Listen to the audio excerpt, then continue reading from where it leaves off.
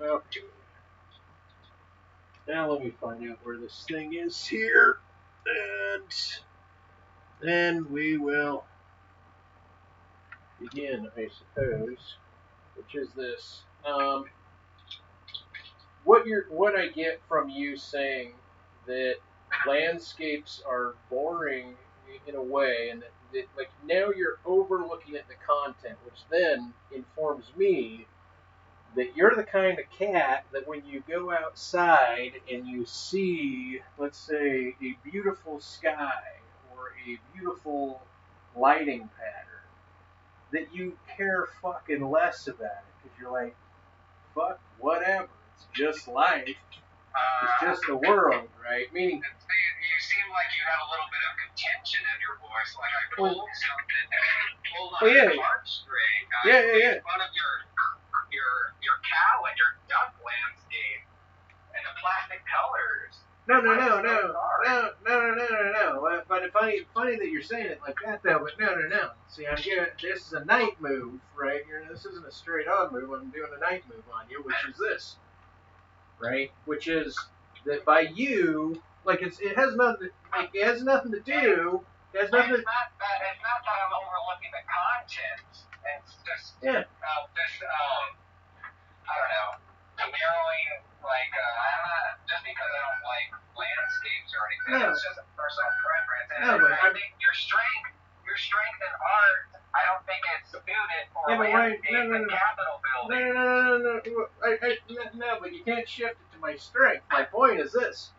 If you think that my reflection of the ontological world, my phenomenological take of the colors and the contrasts and the atmosphere, not the content of the painting, the mere fact, it could be as mundane as an orange, as an apple, as something else. And if you don't find something in the manner in which A, I laid down the paint, B, in which I chose the colors or the palette, or C, if you think it looks too realistic, then what about the real world don't you give a shit about is entirely unaesthetic to you, in other words. Meaning, like, beautiful day, beautiful night, whatever, beauty, let me get back and draw some crazy, devils and some goats and some, people in vibrational form. Yeah. So I get it, but that's my point. Is the reason you don't think that's my strong spot is because you're a content-oriented artist already out of the gate. Like, representation to you is almost an insult. Like, did you do the portrait of your dad or didn't you? There are certain, I've done landscapes. I do things. I have never not done. And sometimes I make art just to relax. There's nothing wrong with that. Well, yeah, and so... As a focusing technique, landscapes could be more more conducive to getting into a certain meditative mindset than drawing other things. Yeah. I mean, and so there's something about that, and the thing is I'm not a shitty landscape painter. Like, I don't generally turn out like an awful looking painting. Sometimes they're not like super superb, but I'm just pulling your leg. No, you're not. You're sincere that you think that landscapes are part shit. Woe is you. No, woe is the whole art community that paints landscapes. Yeah, you got that. I'm sorry, I don't want to be mean to you. No, this will go on the internet. So you can apologize to however anyone's interpreting any of our conversation. I like your strong suit is, that current thing you're working on with the kid. I got my wiener hanging out in this here painting. Can you tell the audience that it looks like a potato? I don't know, but you just did. Which is what you were saying earlier. Interesting. Yep. So, Piero hasn't gotten back to me on the old painting thing, so maybe I should just talk to my audience indirectly. Hey, Bureau, you haven't got back to me on that painting thing. And because he thinks, because I was trying to like, hey, can you program instead of paying me for this particular thing? Why don't you do some programming work for me and help me build my clown website, my financial clown website? And he seemed at that point to let me know that he is extra qualified. Kind of like if you did a favor for a doctor and you're like, hey doc, look, you take out people's appendix, right? It's pretty fast, right? Well, look, if I if I run a couple things of garbage from your yard to the dump, are you willing to remove my kid's appendix for nothing, for the copay or something? And maybe in some small town or in some way, they're like, well, yeah, sure. Sounds like a good deal.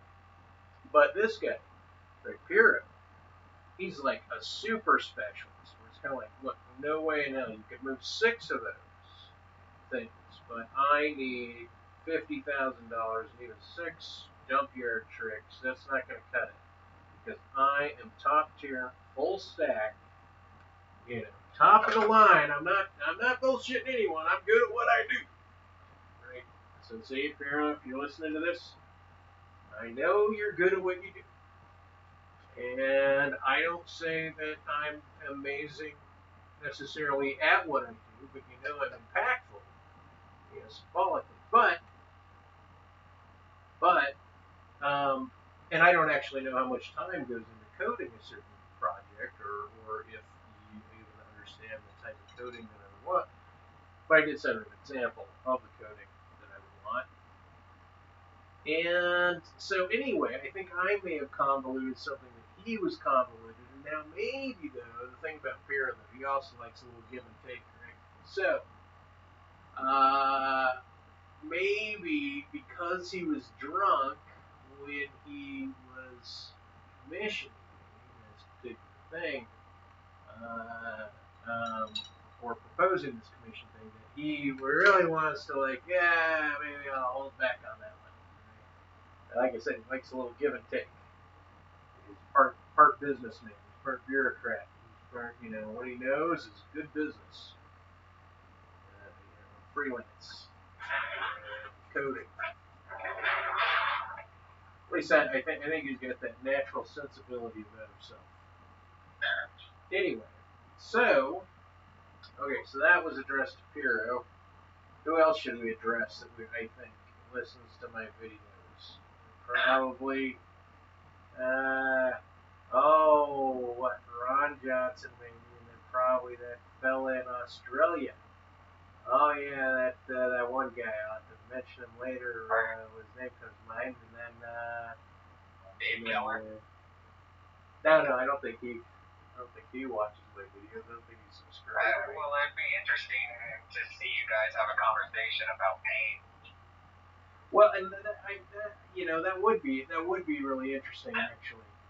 And for whatever reason, the masochist that did my last interview, I thought that he and Dave Keller would like neutralize each other, like they would both cease to exist in the universe because they approach their masochism entirely differently.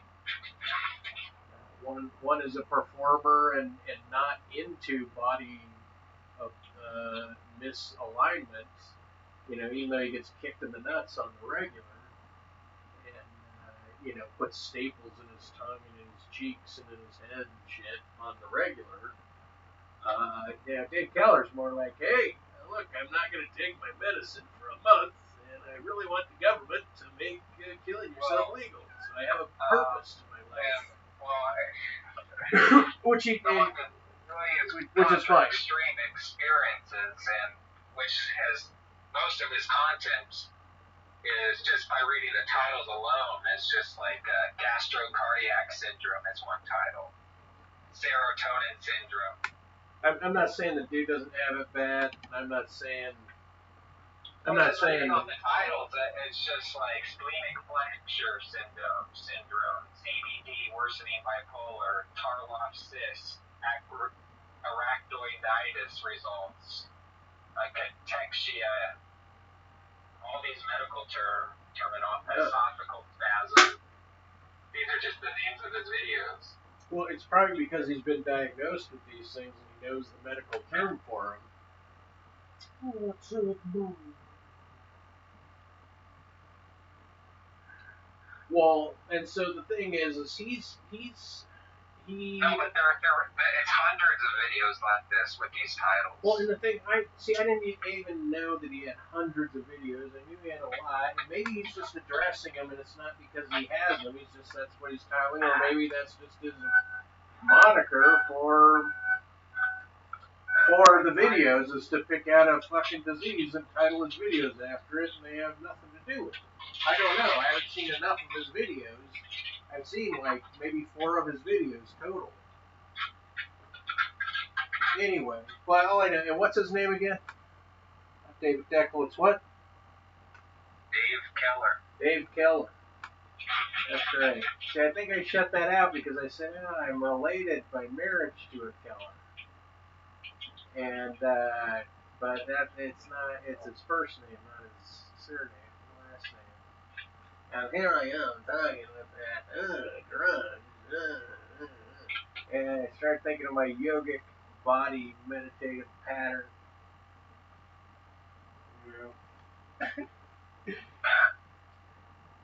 The cat is promisingly covering up my potato wiener in the video,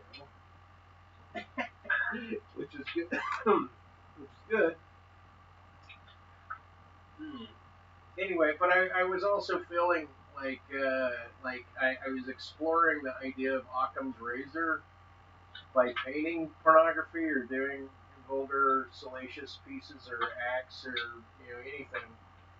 It made me feel kind of vulgar, and so painting a painting that is like partially pornographic makes me feel a little bit like unnecessarily vulgar.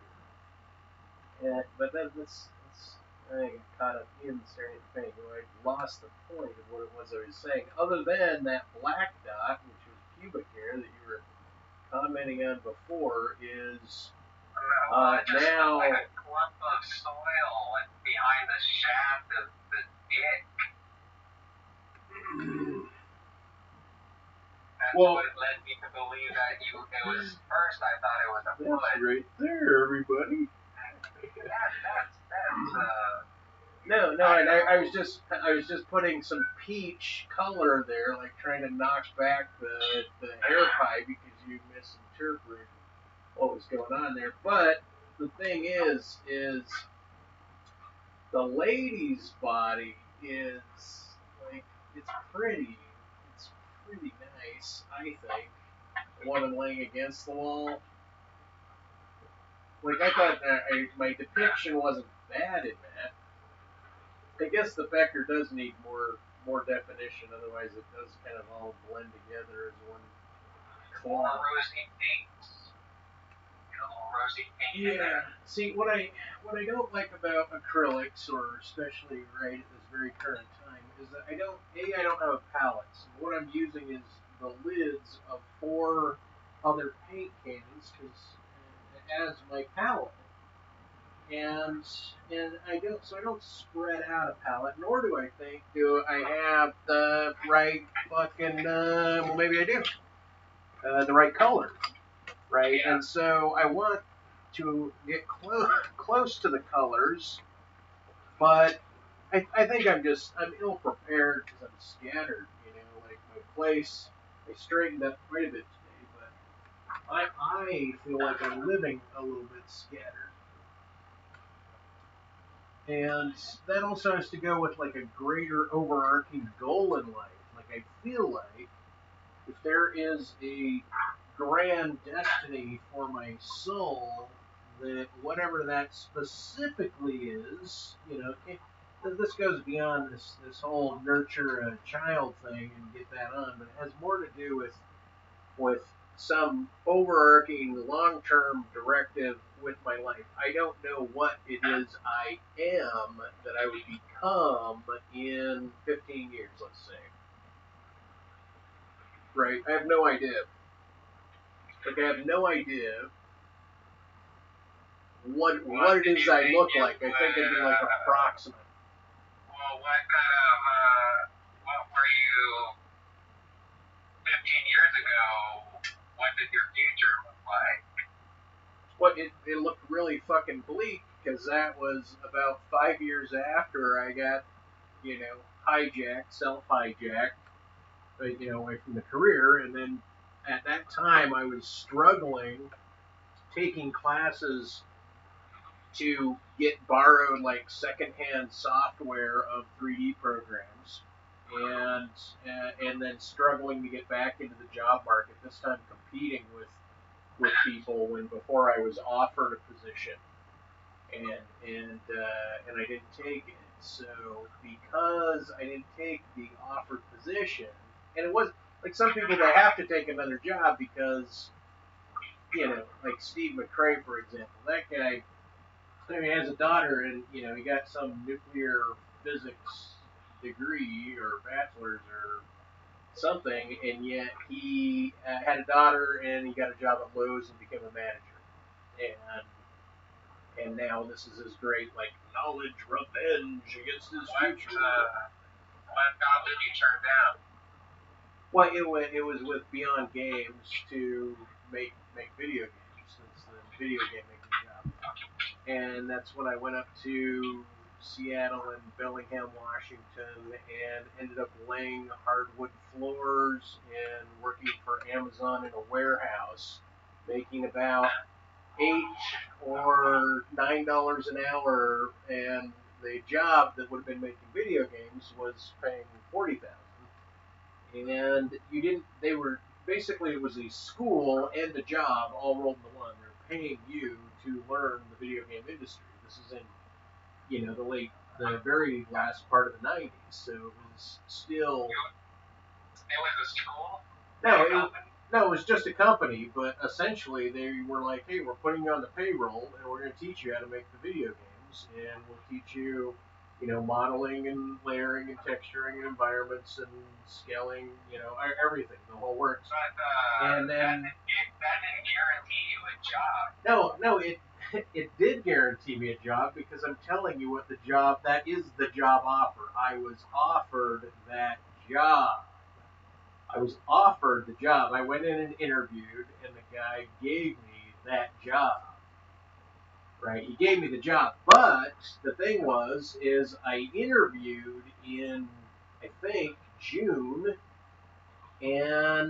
or July maybe, and he said, well, that you won't start until November.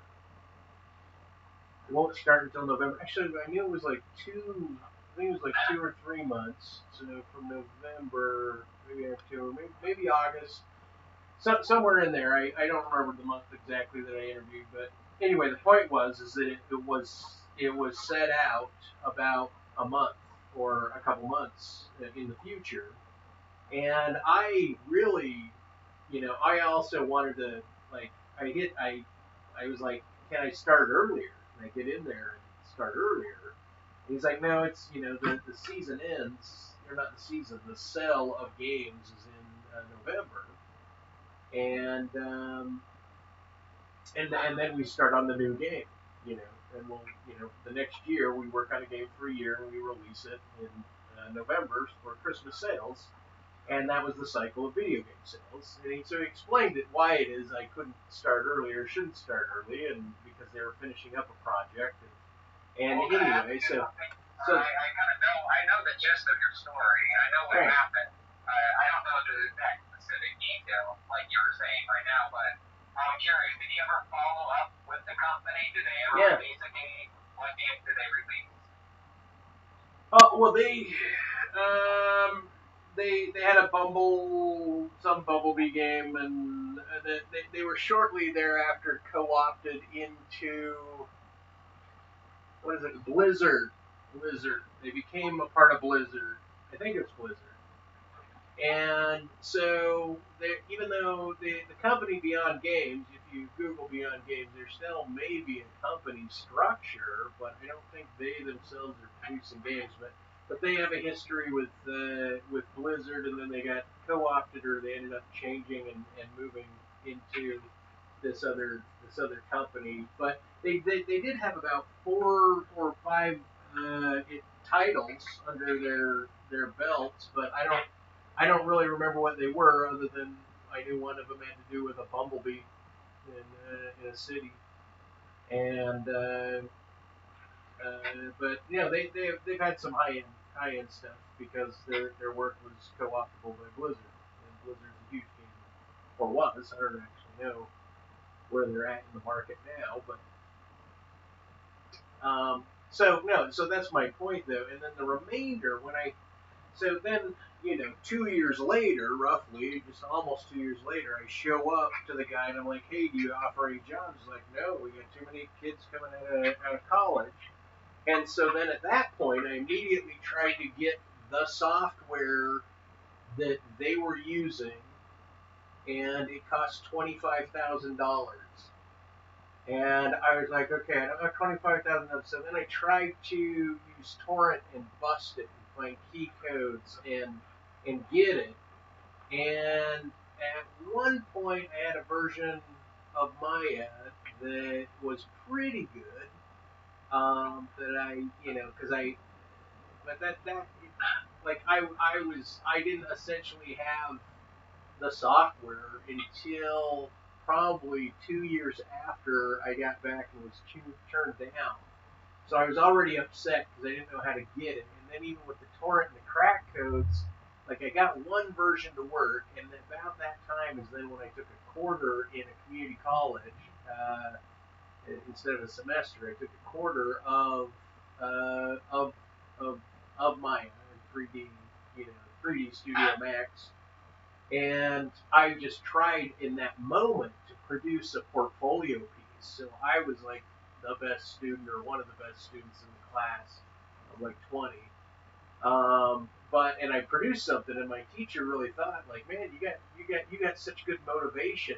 Like, I'll put in a good word for you at these game companies, and then send them what you got. And then I ended up sending it, and 13 game companies, and I got rejected by all of them, and I got like 3 rejection letters. The rest of them didn't even respond. And so then I realized, like, obviously I can't go from 0 to pro or even qualify to get in the gate now. And in one way, it was almost a stain. But one of the companies encouraged me, like, hey, just stick with it, keep at it, that type of thing. So then at that point, then I broke away. I was done with the college classes. They only offered 2 quarters anyway, I think, because it was kind of it ended with that. But then I could keep the old version of the Maya software, and so I was trying to make new things, and I did make new things. But for the most part, I found myself drawing in my sketchbook like characters in 3D as if I was building them on a computer. And then within probably a year, then Maya came out with a new version. There were new crack codes, and I had lost a laptop, and so I was then out again of the software. And then I had somebody like, well, hey, download this free 3D software. And at that point, I was so like, I had already pissed away 2 years making shit money, so depressed that I fucked up in Seattle. Then I got back, and for about 3 years, I had the software, and I kind of like tried to pry back. Well, not have the software. I was absent the software, then the story that I just told you. And then I tried, to maintain and stay up, but by the time I was even getting kind of good enough on my own study, the software was updated, the capabilities had updated, and then I was like trying to learn ZBrush, and I got pretty good at ZBrush. I made a few models with that, but then it was like I was just absented from the market, and which is odd because yesterday I was just thinking, like, what is really weird about me is that I can tell people, like, wow, I haven't played a video game in like 4 years. And even then, I think I played for 20 minutes at a Mac store. And prior to that, I hadn't played a video game in like five years. When I was back up in Seattle with my brother and his friends, and we were playing like four-man Mario Brothers, and it was fucking great. Like Mario Brothers Racing and whatnot. Anyway, and I'm tickled pink when I do play. I don't know, maybe I did play within the last 2 years. My niece has a Star Wars like snow. Where does Han tear apart the Tauntaun? Is that on Hoth? Is he on Hoth? See, Hoth. Hoth. Let me tell you about Hoth and the Tauntaun. The Tauntaun's name was Ben. So, and Hoth is a planet. For the audience, it's because I'm toying with your Gertrude and Stinkpot, whoever you mentioned were the two animal Claudius and Gertrude. Cockroaches and praying mantises. See, now I'm just sitting here talking, and I'm not even painting. I'm just like leaning back in the chair. Yeah. But anyway, so I don't know what I'm talking about even. So your company was you were getting paid, it was a job, but they were also teaching you. Yeah, and so basically, like, prior to that, I was an in-house illustrator, and I was making like $16 an hour, something like that. And then I was a cartographer, and I was making a little less, actually. I was making closer to like $11 an hour. And then I got this job offer for $40,000 based on my portfolio to come in, and they wanted to educate me to make the video games because they saw my violent dentist clown, and they saw my tear sheet, and they knew that I worked for this in-house yearbook company. And my portfolio was fucking great. I was straight out of the line. It was a perfect fit.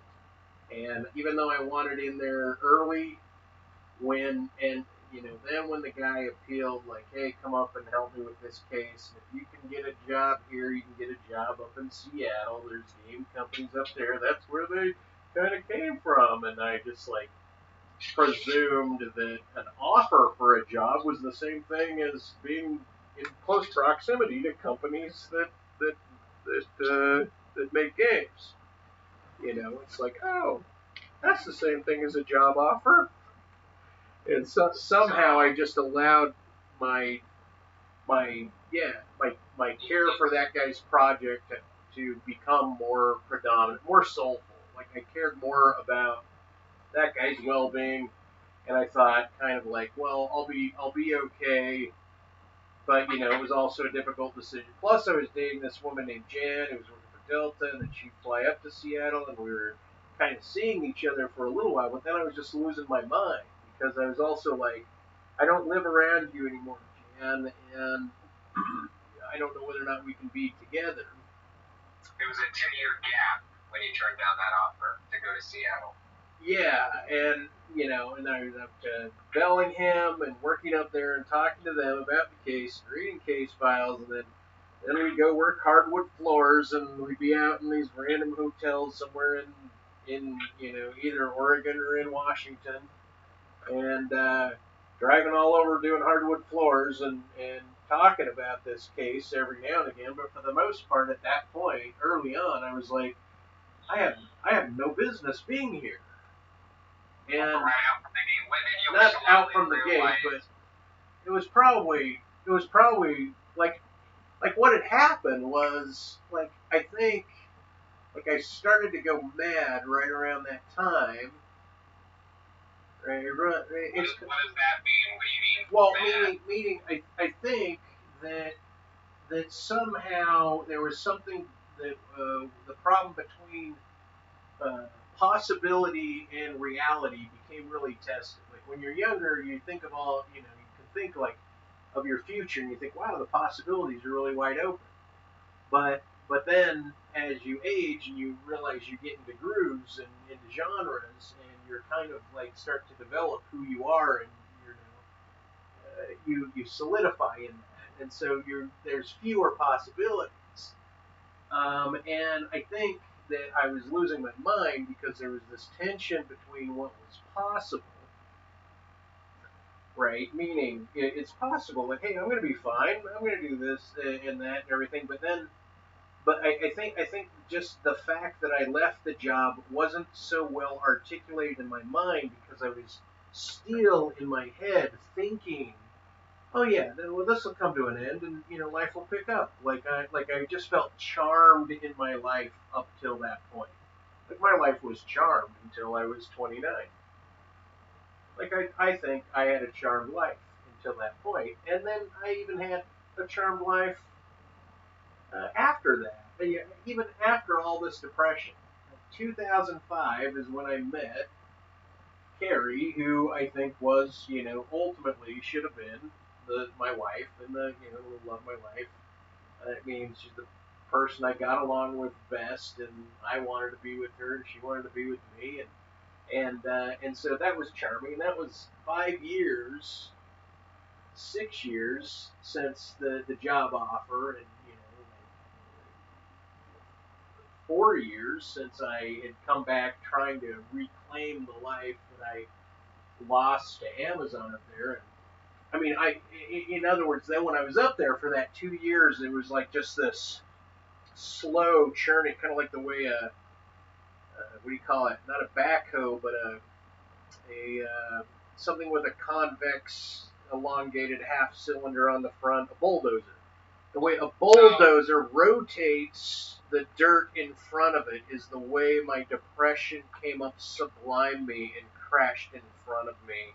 And I was just watching the fact that I was off my orientation and that I was probably not going to be able to get back on. And by that time, like I had already gone to college, and I had already had a couple jobs in my field, and now I'm just like, and I should have had more, and now I'm fucked. And then I ended up becoming a salesman for a stock options company, and I didn't even bother to learn stock options. I mean, I learned quite a bit about them, even over the years, but to this day, I've only traded maybe one option, not maybe one, definitely one, and it was it wasn't worth it, and I got nervous about even being in the market. But it wasn't so much about being in the market; it was more like I had sold my soul to become a salesman. I had sold my art soul to become a warehouse worker. And the other thing, then when because when I got back after that 2 years, and I was trying to do the job, then I realized that it wasn't going to happen. And that's after I had already gone mad once, my first very huge going mad in life, I think, and then I went mad again. And I think basically what it is it's just trying to deal with one's circumstances. But it's also what's kind of carved me out of wood now is that. What did the first madness look like? Well, the first madness was being able to just like autistically memorize a huge line of letters. Like basically, I was able to snip pieces of time and like record like 100 times more data than I currently retain. Like just open your eyes real wide and look at one thing, but focus on your whole periphery, everything in your vision field, and then you close your eyes, right? Now, I was able to just like look at barcode numbers and read them back.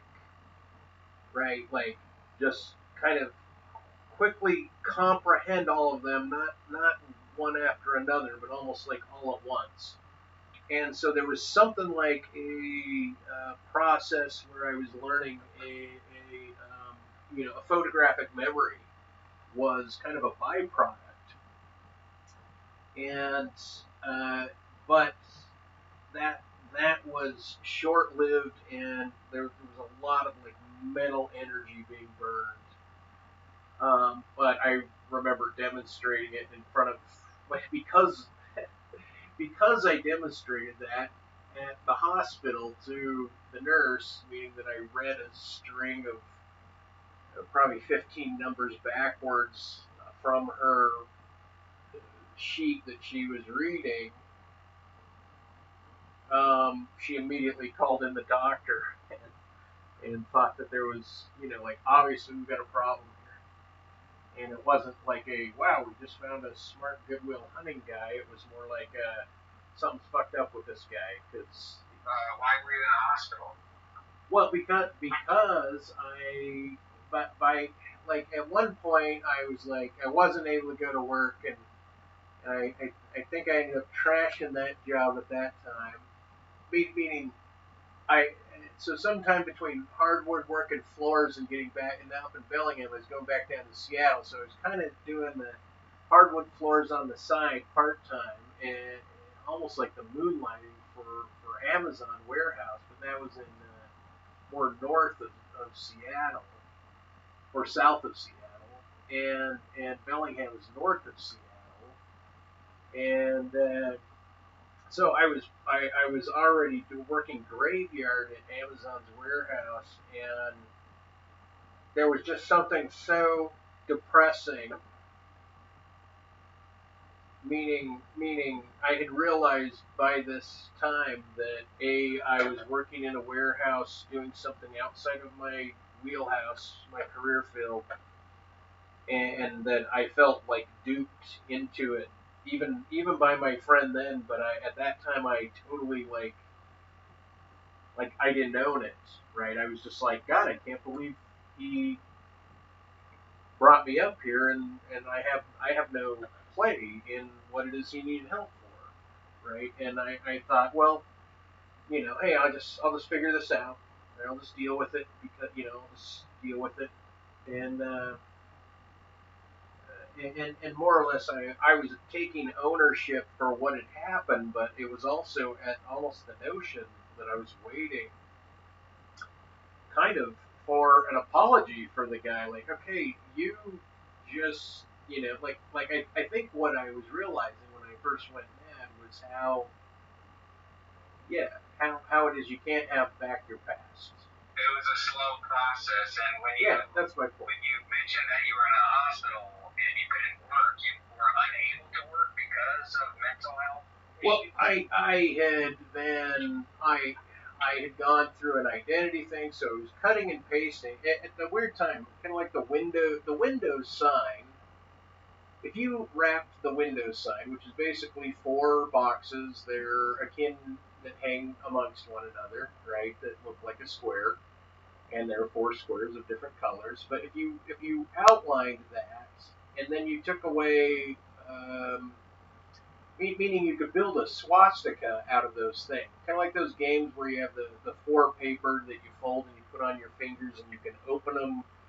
And this is what you were talking to me. This is what you're talking to me about when you say, do you envision geometric patterns when you make arts?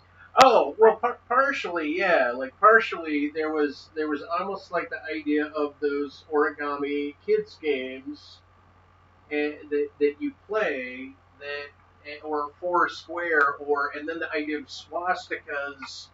Actually, it was reverse swastika. It was like the ancient symbol of swastika, like, had a very specific meaning to me, because what it was for me was finding the centroid of your position in time as a two-dimensional set, and I'm not certain how else to articulate how the sign of a swastika is almost like a windmill, like a four-pronged windmill in, like, let's say Switzerland.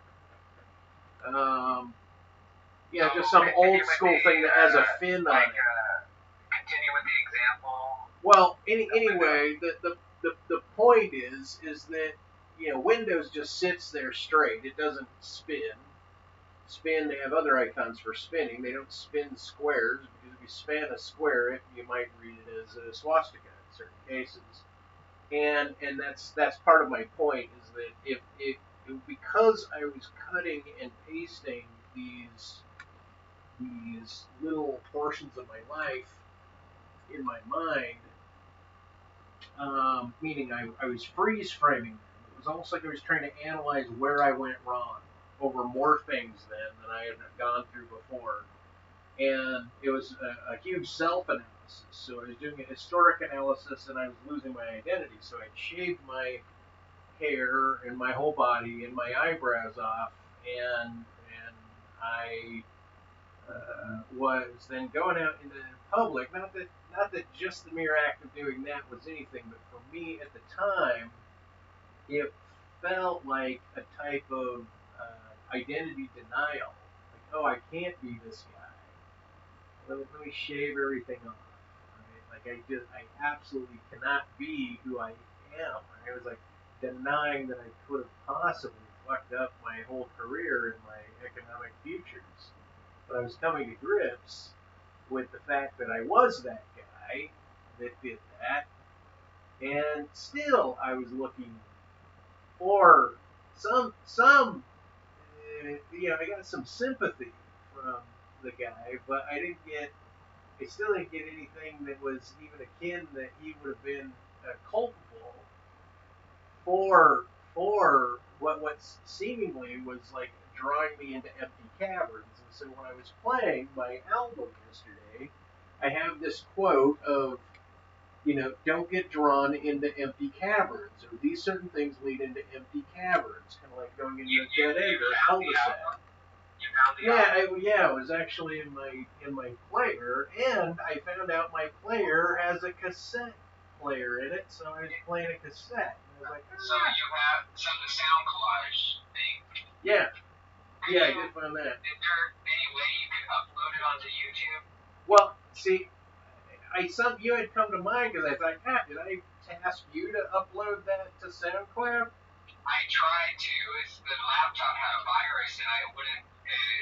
Yeah, but did I send you a file, or did I send you the CD? You sent me a CD. Oh, well, do you still have the CD, or is it gone? I'm afraid it's gone. Holy shit. Jesus Christ.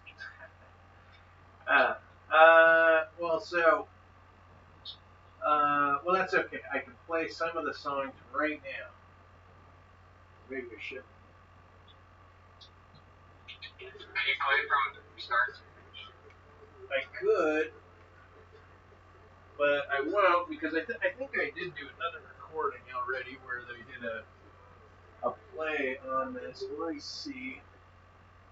Well, is there any way you could send me the file of this? Well, I might be able to send you another CD. I don't think this output on this old box has an input for my computer. Let me see. Okay. So that's it.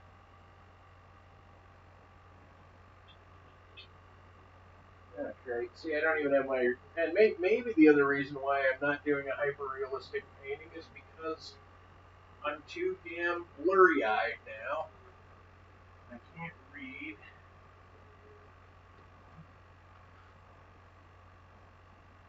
I'm small printed anymore.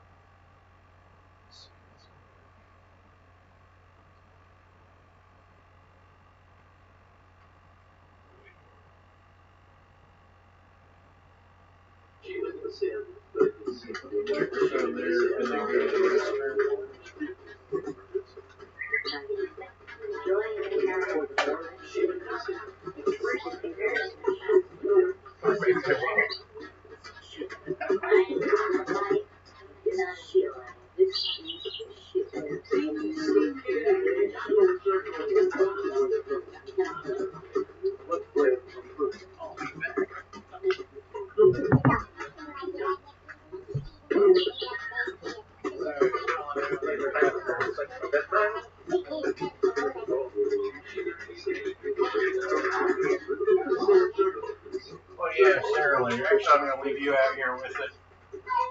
I'll be back.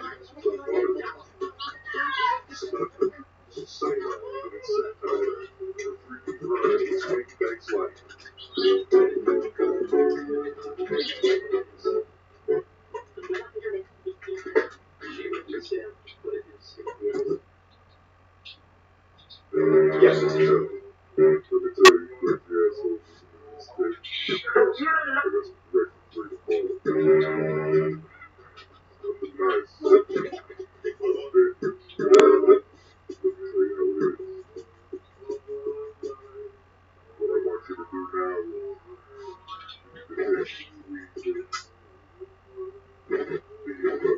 Reason.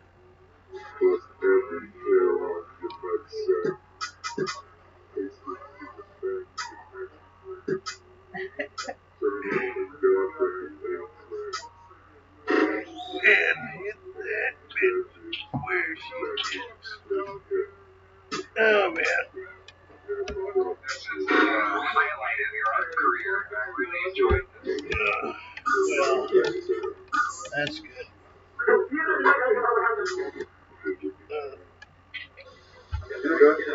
Inner gut. And I'm trying.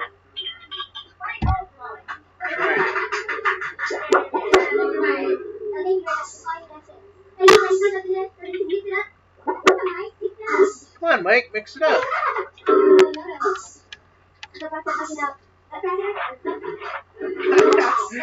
And I love my belly. How fat I am.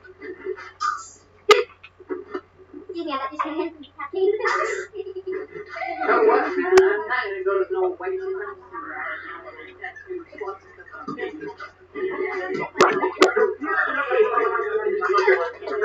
Shit, man. I don't even know where my phone is unless my cat's on. Say something. What else are we gonna do? I don't know. We're gonna show up with magnets and they can hold up our nutsacks. We're gonna go Where are you, cat? Oh, Buffer. Well, no, it's going through the mic. It's just my cat was sitting on the phone. Anyway, let me turn that down. No, you don't know how my mics are set up. Like, I can put this here and you hear it.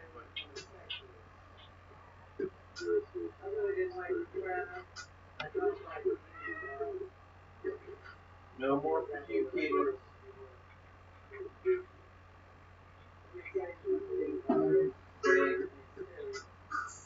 I know you're over there more permanently.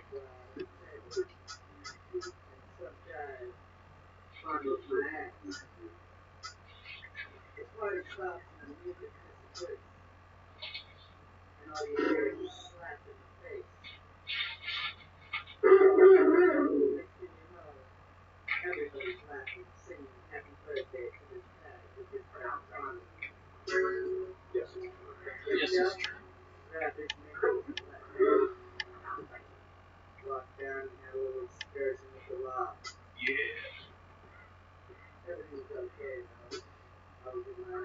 Yeah. I don't like you. Now,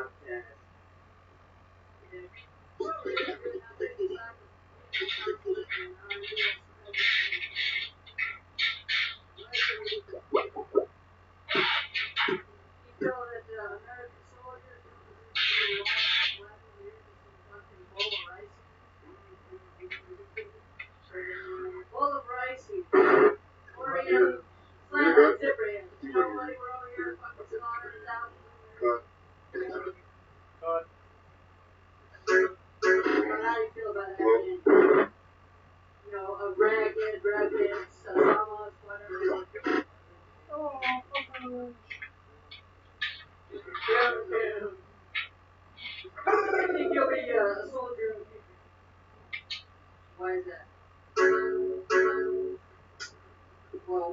just get a few kills in the morning.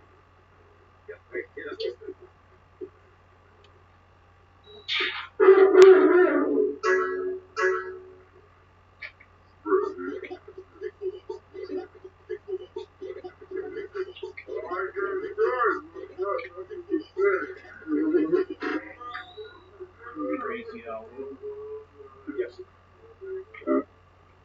fucking warp. Yes. Yes.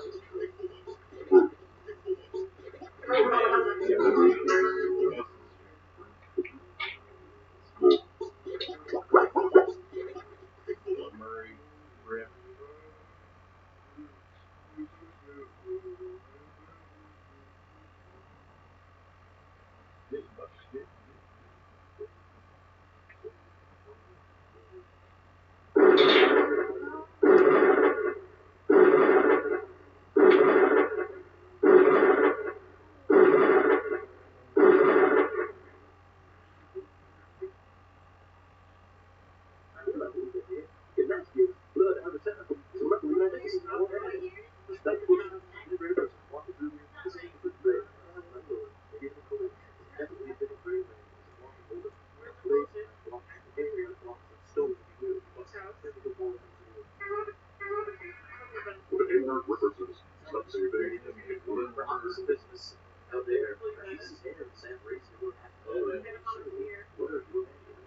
Are you afraid?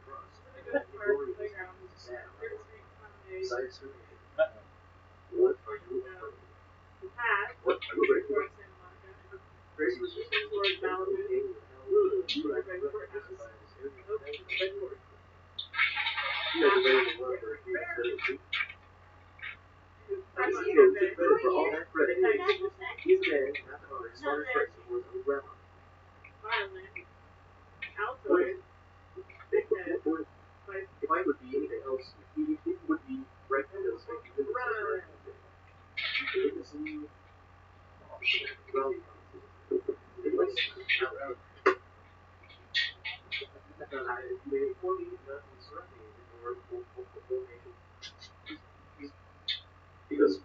Because and not because she is a movie woman. It is all bloody and nasty. And it's also from anger. Because I don't like Alright, well, I think that's where I'll pause it for the time being. Just taking everyone a little taste of that. Even though I hate the fact that the camera is where it is. Like I've got some sort of thing going on about my cinematography.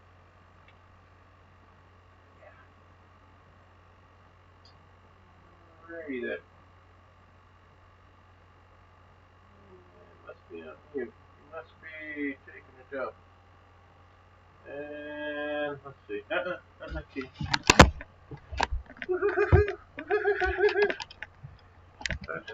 Becoming a crazy man. Like I said, it's not a digital file. Besides, you might want to try to pre-rip me before I rip my own thing, so you don't have permission to use any of my shit until I produce it. And then you can rip it. But I mean, I would like it if you were able to utilize that to put online in the ways in which you have ease in doing. You only have a cassette tape?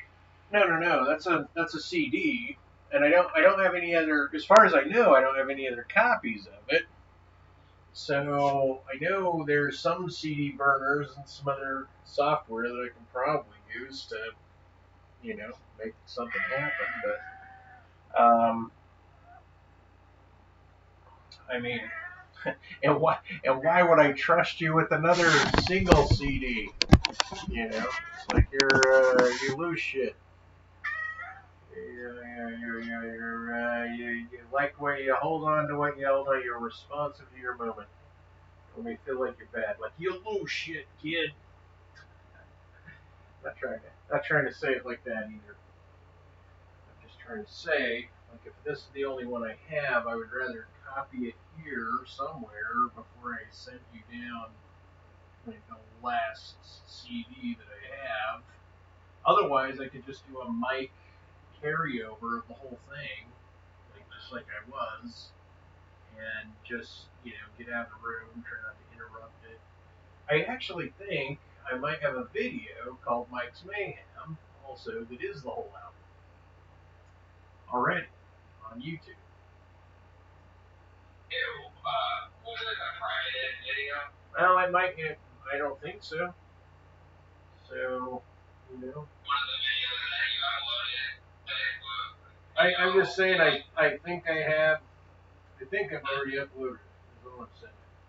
I don't remember. I mean, I remember doing something like that, but I don't know if it is in fact up. I don't believe I privatized anything.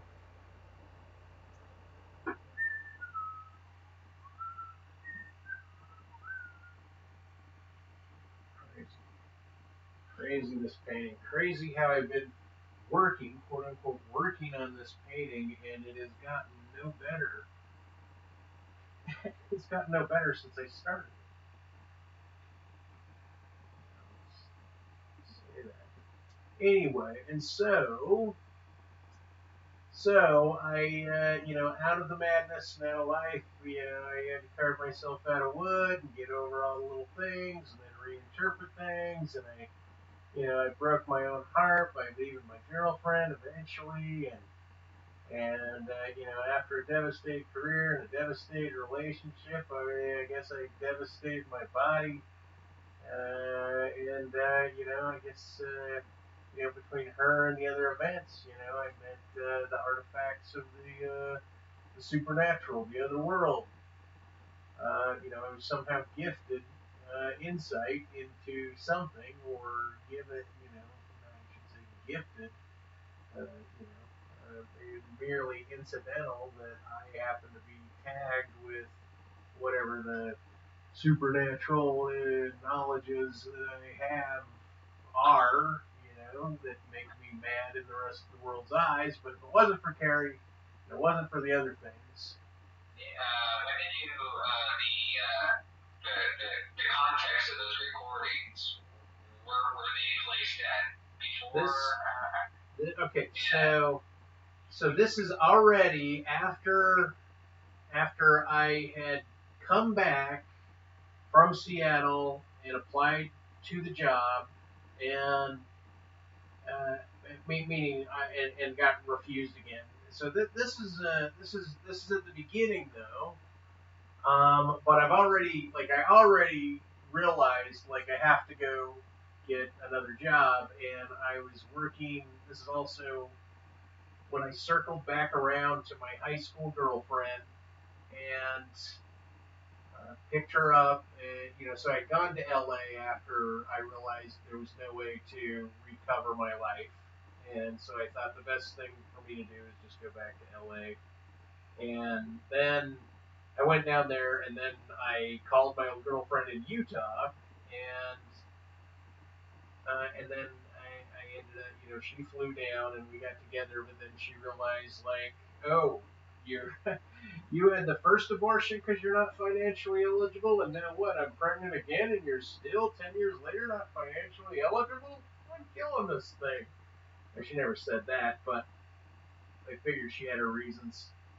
I just thought they were shitty reasons, and sometimes I thought they were vengeful reasons, and I just, quite frankly, didn't understand it after all of her expressions of wanting to keep the first kid so much that I couldn't believe she would go through with doing it again on the second. But if she did it because I was financially incapable, then that's Anyway, I had just broken up with her, probably, or some of the recordings were probably recorded while I was going out with her, but it was in Salt Lake. And so somewhere between 2001 and 2002, and I specifically realized that I was also painting the princesses. I was painting Rapunzel and Snow White at the time. And how long did it take to record everything? And what did you record it on? Well, this thing, I'm trying to remember the name of the program, and I thought it was something like Atomic or something like that. It was a sound program that had a pretty cool name to it. And anyway, so I don't remember the name of the software, but all I know is it was very intuitive software, and that's why I have such. That's what I meant by I don't like how many options there are on things because it's unintuitive for me now to do song. Well, I like the mixing, like with the birds chirping and the distorted voices and how everything is kind of, kind of like surrounding you. Yeah. It's mixed in very well. Yeah. Well, the thing is it took me a long time to realize, that I've got genius capabilities and that I should be utilizing my genius capabilities regardless of whether or not I ever make video games or 3D sculptures or anything. So some of those genius capabilities had to do with just that, what you're mentioning, which is like a proper sense of ambient sound. Like, meaning I'm not trying to blow smoke up my own ass. When I first heard the recordings, it's just like, that's just, it's very similar to what I'm doing with the sound collages, and that's why I probably think, like, you kind of got a kick out of some of the stuff I recorded of you. Yeah, some of it's that kind of similar in ways.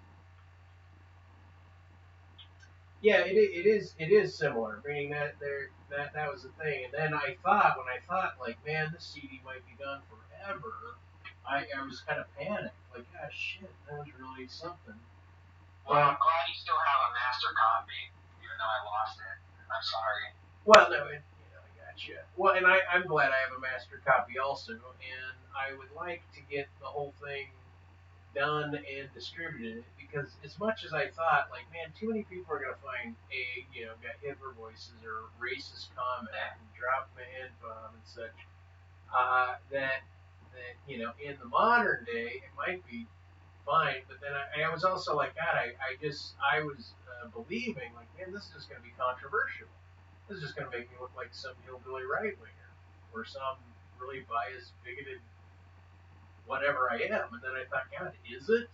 And I'm not that guy anyway, so why do I think that other than I'm like promoting this idea of how I think other people would interpret it? When I heard it, I wasn't, having those thoughts while I was making those thoughts. See, that's just really creative, interesting, and surreal, like nice imagery, like soundscapes, and a documentation of your psychological state. I thought it was creative. I wasn't put off. I wasn't as okay, well, hang on. I'm just going to play this. I'm going to just hit play. Sorry, audience, but here we go. We're going to hit play. I like those. I like niggers. I don't like the words. I don't like the words niggers. I don't like niggers and words. I don't like the words niggers and pussy niggers. Let's talk about they're aimed at me, not as a bad. Because you don't think that you can't do something, do you? Don't you smell that? You can't do something, do you? That's a good shit. I do like to do that, nigga. Because that's good. Blood out of town. What was my message? No one ever had. It's that bullshit. You're a great person. Walking through here. This is great. Okay, so just right there, right, like I hit it at the perfect time to bring up, dropping bombs.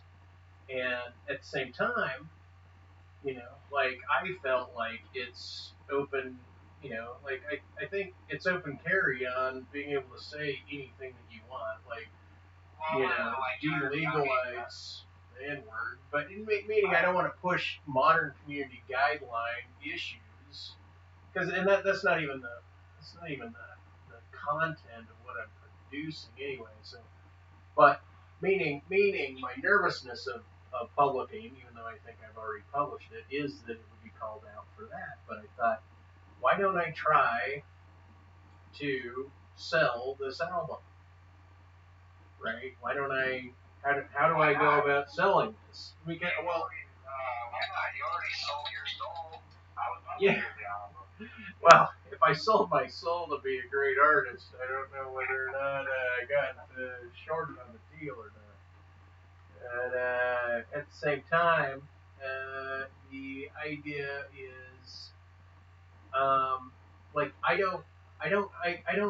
deal with image files. I don't deal with sound files. So I don't know where music market is. Like I just quite frankly have never focused on the music market. So what if you go to Spotify? Can you say listen to 30 seconds and then pay me $5 for the rest? Is that kind of how that works, or is that or a SoundCloud even, or meaning I don't know how to sell my own stuff. And then it's like I thought make a video to the whole album and invite these women over and have them do crazy shit and mimic some of it.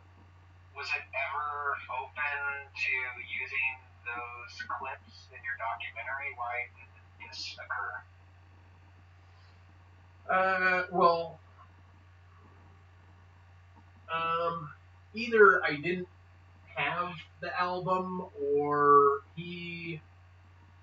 Logan, the guy doing the documentary, he was very particular about what sound he wanted to use. Besides, the reason I had hired him was just to take quick photos of me. Yeah.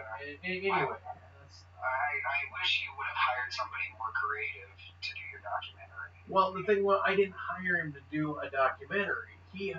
I hired him to just film my art in a wall, hanging up in a wall. Just film like five seconds of each, or like a minute of each one, and then me talking about it.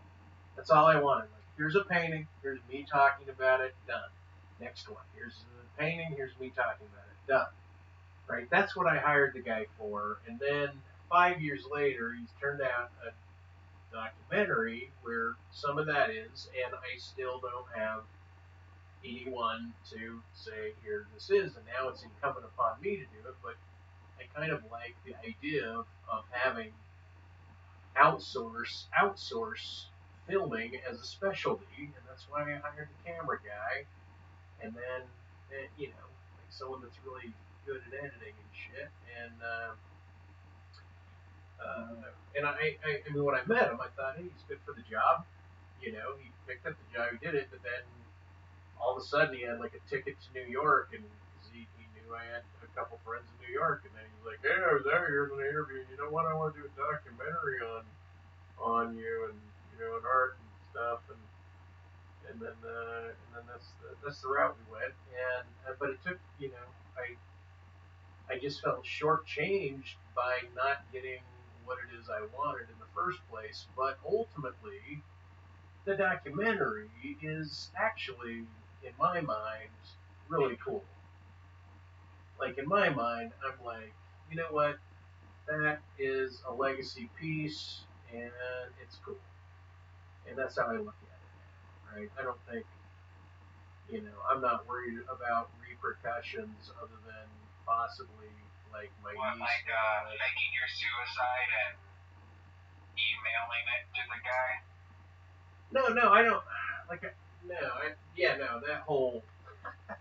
Well, like Raven, he's like, man, you need to make another film on you and the guy filming the documentary. You need another guy to come in and film that documentary, because that's almost as dramatic as this one. And why not? When you're on that, why not just throw in the whole legal creative case you wrote a year ago? Creative case a year ago. What, Ildonics? That case you were in.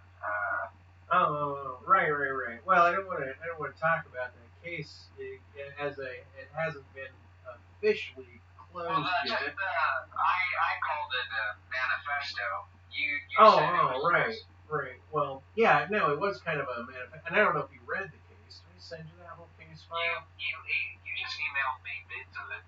Oh, well, anyway, Lydia in Connecticut. She, I think, is the only one that got the whole case file from me. And other people have looked at the case file, and yeah. Anyway, the point is, I don't know why you brought that up. I don't know what you were because it was just so, like, I was so scared for you when you're saying, I have this thing and it's going to be great, and the judge, I just felt, fuck it, and I'm just going to throw it at him, at the legal system.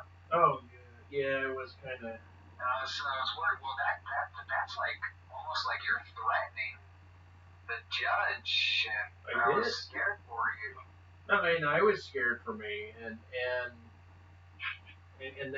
I'm not. When I found out the judge moved to drug court, I'm like, maybe it moved to drug court because I filed a judicial review case on her, and maybe they're like, hey, or maybe she got, I don't think she was voted out then. I don't know if we were voting then, but anyway, and so, yeah, no, I was afraid of that, but yeah, so I think, and this might sound weird, but I think every artist in civilization, every great artist has a court case to talk about. And you just gotta wait until you get yours. And then try to use your artistic ability to fight the court case and win. But it did turn into the I fought the law and the law won. Because I like they opened up the door like here's your little trip string. I really advise you to trip over it. Would you like to trip over it? They asked me 3 times in a row, 3 different occasions. I really recommend you get this. You'll still be able to guide your case. Get the lawyer, get a guide case, get the transcripts, write it, and then go see the lawyer, my own defense attorney. Like, God, it's like you told us all to fuck off. The prosecution, your defense attorney, and the judge. And I said, yeah, I did. Because you guys are fucking, this is bullshit. But it was creative. Yeah, it was creative. Yeah. Well, that's what I meant. This other guy, Gabe, he posted, he's an artist, and he posted his traffic violation, how he got around his traffic violation. And that's what he's like, oh yeah, that's a good court case for an artist to fight. Yeah, it's not as crazy and salacious and wound up as my boring case. It's actually stupid.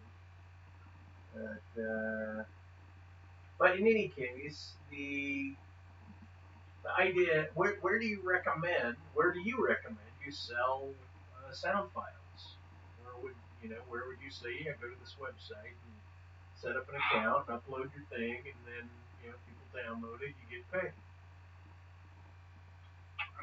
I would start with maybe just going on music platforms like SoundCloud. I mean, but with the whole thing of, I don't know either, I'm just as clueless, but SoundCloud.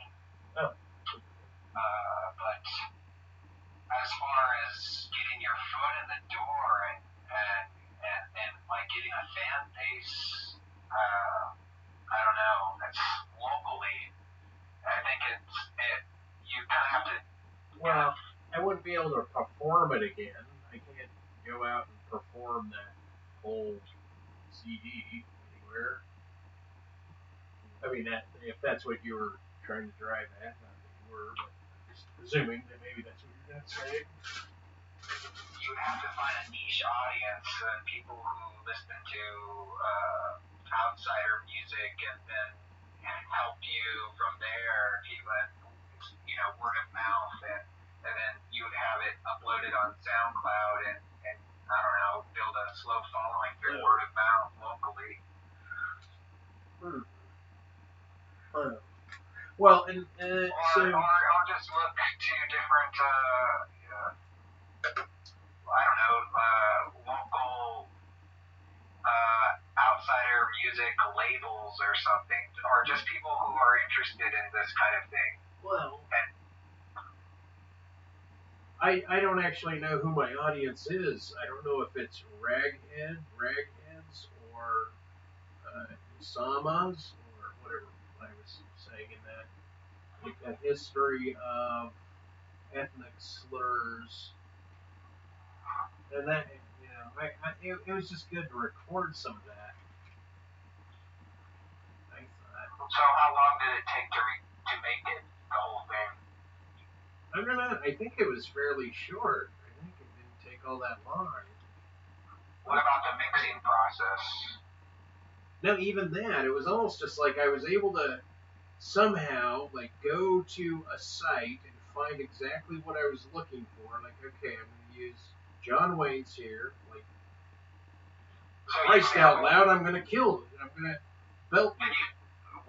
So you have samples. You sampled some audio clips. Yeah, the Nazi, that's Hitler's speech. You know, that's like, Hitler's speech. This is kind of pre-YouTube. You get it off of the radio, TV? No, I got it off of the internet. Okay. I mean, it was like a sound clips that I could pull, but I'm trying just to remember the data. I mean, I think Google was around in 2002. And if not, there was like, I think a version of like Open Yahoo, and I remember you could just go to a website, and it was like really sterile. There was no style to it. There was just a bunch of files with a bunch of names, and they were kind of categorized in these basic genres. You just hit the button and then play it, and it was just like a little gray button with a word next to it. It was like closer to program. It wasn't all like dolled up with a file name, some specific font with a pic of the band's this or that. You know, it was just a sound file. And I mean, certain things were just simpler. That's what I meant by even programs. And this, though, is more of a statement into my desire or current ability to easily adapt and learn new programs and new games and new techniques on things. And, you know, partially I've subliminally kept myself from learning certain things. Even changing out the solenoid in my car, I was kind of upset that I was like letting the mechanic do it instead of trying to do it on my own. But I knew I would prefer somebody that's already done it, just as a mere convenience. But I also feel very inept for not having like pulled apart a transmission or an engine in my life.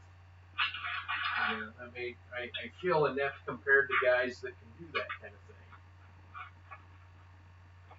And you meet a strong, stranded woman on the side of the road. She's got her hood open and steam's coming out. And you want to get in there and fix her thing, you know, whatever, you know. And it's like, oh, well, you know, I'm not that guy. Like, I'm the guy that pulls over and goes, well, I don't know what to do. What? You want to ride to the next town? And then a guy like you would be there going like, God, that guy's a Chad. He's just trying to treat her like a sex object. Oh, well, that's just a meme. I mean, now because the audience will listen to this video, Mike's confessions of a serial pornographic painter, does art and has guys that think that the landscapes are shit. See, now I actually don't mind that kind of thing, but earlier, I mean, and I think you should do what you did earlier in terms of the, oh, yeah, you know, Claudia and Edgar are like this and like that, and they like, meaning, even though I was getting upset at that, like that, I think, you know, it's okay for you to just go out of the woodwork, but I mean, I've bulldozed people in conversation before just the way I like it, even if it's part patronizing, and so I think I'm deserving of some of my own, you know, like eating my own sauce or, you know, taking my own medicine. Gagging on your potato-shaped cock. Well, I have been putting in more, like you said, pinks or Brownish, rose. reddish, reds and browns, soil, red soil, brown. Because I'm not even using I'm not using even a picture of my cock. This is just like how I see it in the mirror and remember it, and kind of the weird, janky folds in my nutsack and the way the nuts hang. It's just kind of this weird thing to hang in there. You guys seeing all that in there? You see it there? Just checking. Hey, everybody.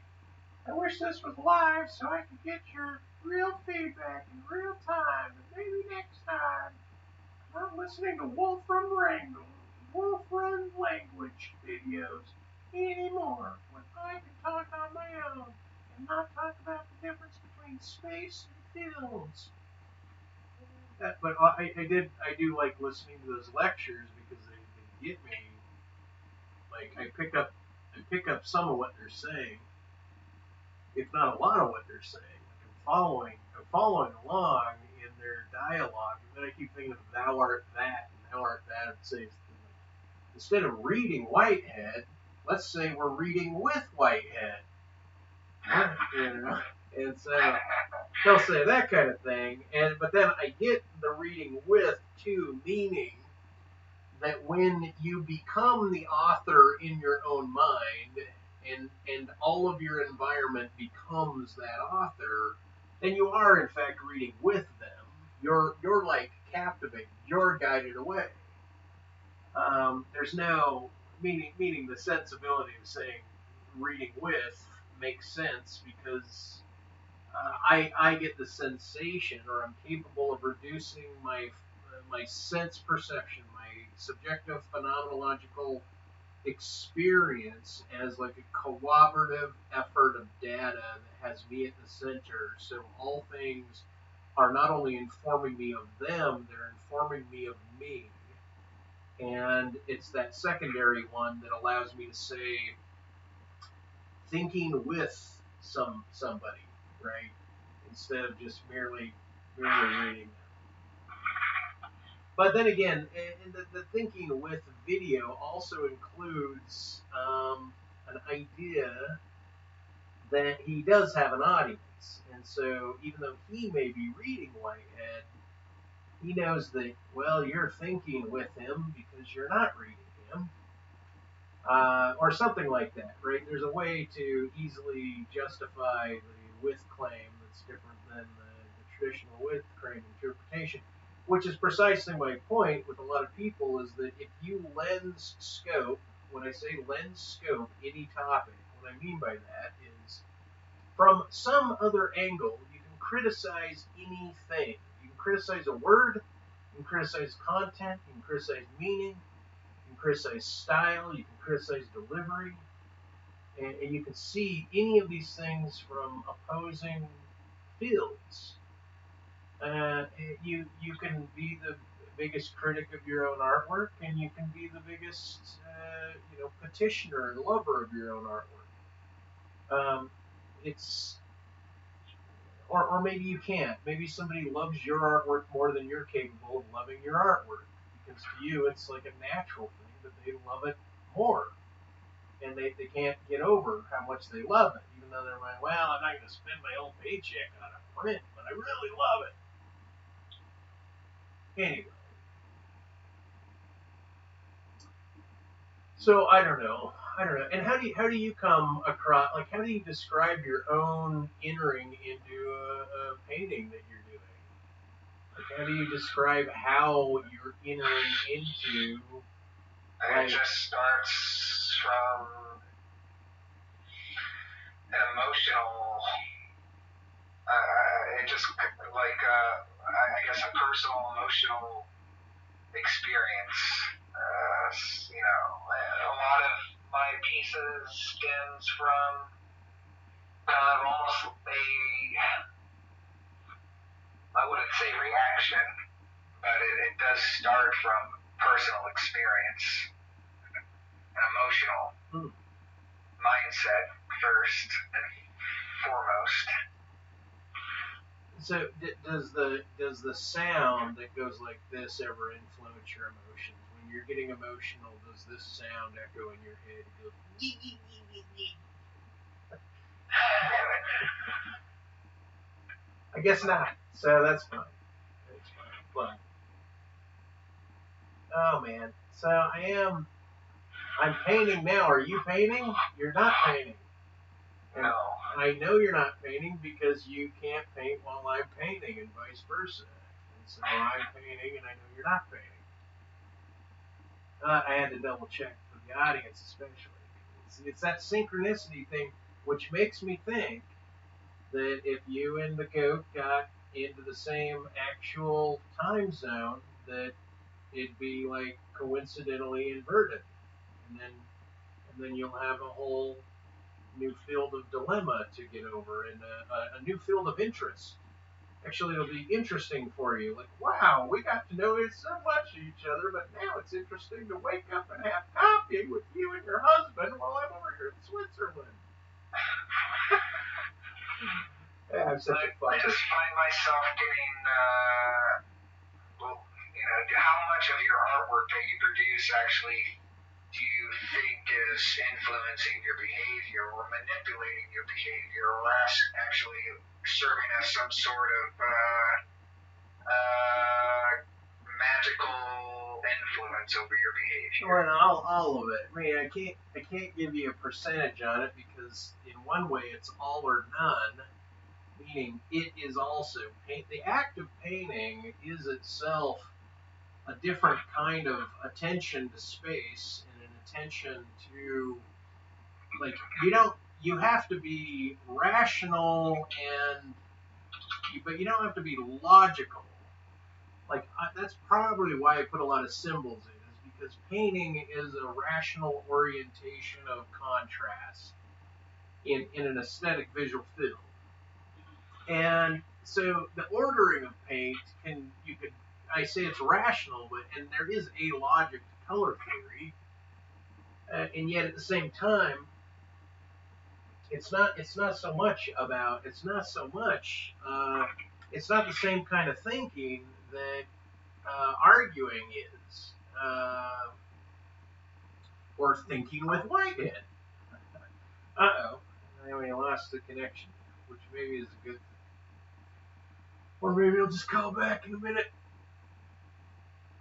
And now it's just you and me, audience. Not even the third party cutting. Just my soul, my words, and you in the background making noise.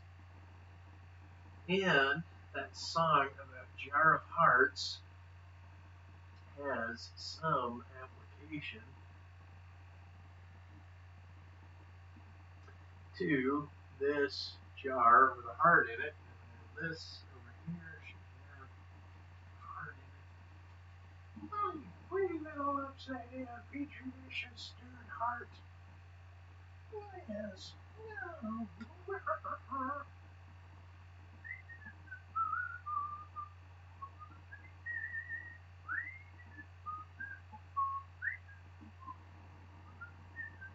So one thing I really enjoyed in the last 24 hours was downloading Spotify's most played 600 list, streamed 600, Spotify's top 600 streamed music videos, or sounds, or videos. Anyway, and so that was really interesting. And then I also listened to the Democracy Now!'s Martin Luther King Day ode video, which was very nice, about an hour long, listening to some Martin Luther King speeches in full that I hadn't heard before in full, that were really, like, very well spoken, very, no wonder, very, influential. God, his oratory skills. Earlier in my life, I didn't grant oratory skills so much power, but this fella, he sure knows Anyway, deliver the sacred spirit of Jonas. Jonas, the great Indian native meditation, Chinese martial arts studying in China, helpful, soulful, caring individual friend. Helped me out quite a bit because he studied about the elders in Native American, I guess you'd call it mysticism or theology or ways.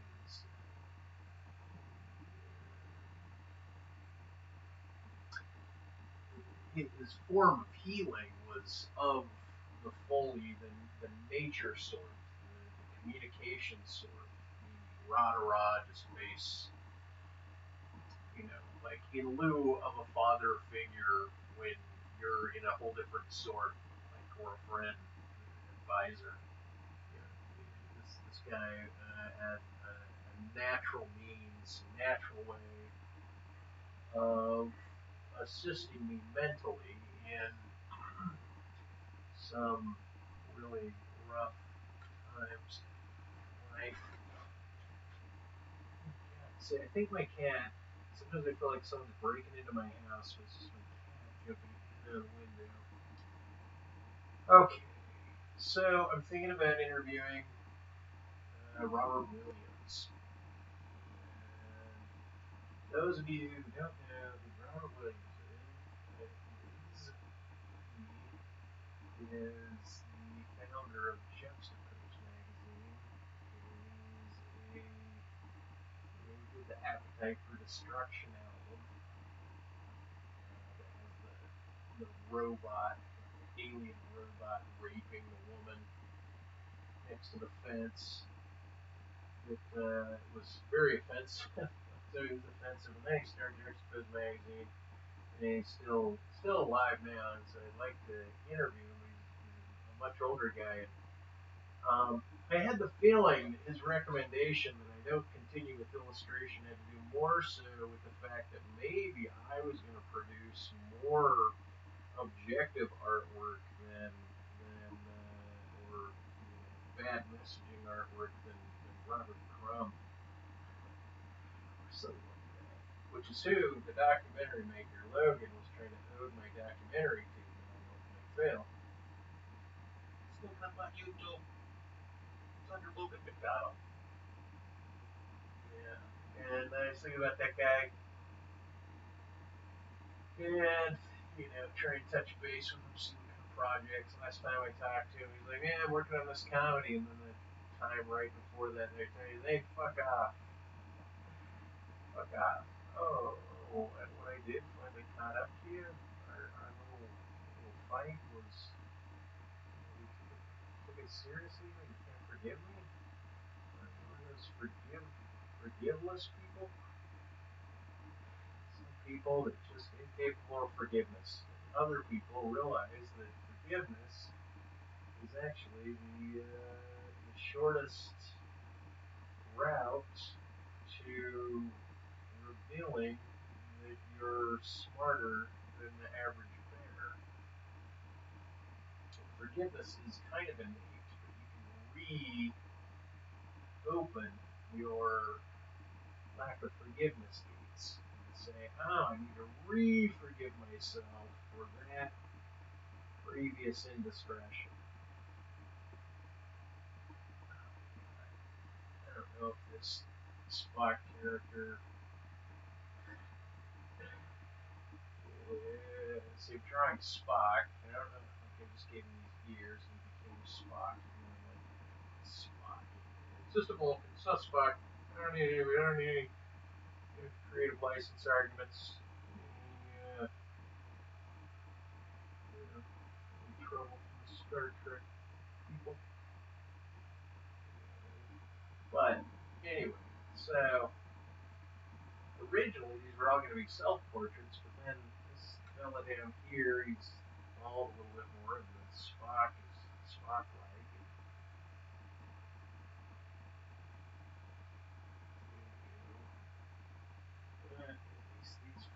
get lucky. And, you know, for all you guys that know me, you know that I don't, you know, I'm not married, and I'm not currently in a long-term relationship or in a short-term semi-committed relationship, such that I have, what do you call it, like daily intimacy with another human. I don't. I have a cat. And I was supposed to have a beer date tonight. So he was supposed to bring over beer. Text me when she gets out of work. I never received a text from her. This lady. Anyway, before you guys chimed in, we were talking a little bit about. I was going off like, man, women are sluts. They're complete fucking whores. They're out there humping whatever they want, whenever they want, and they're doing so at a faster rate and a greater rate than the guys are. And it's, you know, it's like, you know, it's in Rosebud Baker, you know, and, you know, like, so I go out with these women. First of all, so I go out with these women, and then after we break up, I retain them as friends. And then a lot of these women will end up telling me stories of who they're going out with, and I tell them who I'm going out with, and that's happening, and that's you know, okay. But then sometimes they tell you stories that, you know, detailed stories about their sex life, and it becomes uncomforting in that, you know, like, I think it had to do with the amount of these women that just went on a guy screwing spree again. Because why? Because they can. And so I think that women's ability to get what they want when they need it outweighs, like, a lot of guys. You know, especially when you get older, you lose a little bit more of your charm, or you're just in a different context. I'm not saying older guys or even myself don't get lucky every now and again, or don't have dates every now and again. We do, or I do, and but there is just something about even being an older woman that, you know, you make yourself available, and you're picked up where. And of course, this is just a generalization. But anyway, the whole point is that I was referring to women as hookers and prostitutes and sluts. Like, all women are hookers and are whores. They're just. And so Rosebud Baker, she's a comedian, right? And she was like, I think she was talking something like this, like, oh, I broke up with my boyfriend, and, you know, normally I would go through this sulking period where I wouldn't want to see anyone for like a month or anything. I wouldn't even think about dating or anything. And I don't know, maybe she made some other factor. But then she ends up saying something like, well, finally I went out and I had sex. She says, I said, I have a vagina. It was hungry. It had to eat. And it just, you know, like, that, and heck, it's so true. Like, women, and then it's confirmed with my women friends that women get over relationship breakups so much faster than guys do. Guys have this particular rational power to be able to bring to mind the sentimentality of the thing, I think, greater than most women do. I think women just, like, maybe they're just, they know they have to get over it, so they're trained to get over shit faster. But, you know, I think guys are actually maybe the more emotional, but then again, I thought, I can't generalize in that manner. It's individual for the circumstance and for the person. And, you know, but that still doesn't change the fact that and then I got the discussion on the base of that fellow I was on the phone with earlier, and he was like a little upset. And I'm like, well, no, I don't really mean that, right? Like, obviously, not all women are horny. Like, there's a certain genre of women that are just out banging these younger guys, or just kind of getting it when they want with whomever they want. It's easier. And that they're willing to do it, but then, you know, especially in the time of COVID, I don't really know what the mating cycle is, but all this also had to do with my relationship with dating profiles, which are absolutely for it, I mean, there used to be some matching on my part. There is still a little bit now, but I was like changing my content on my profile every day for a while. Like, okay, well, that was not working here. Go through it, match, and then try to match, and then change the content of my profile. And how do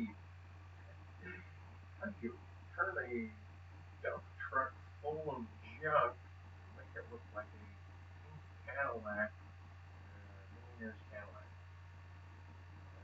Well, I'm not the worst specimen in the world. I'm just not so much of a game anymore.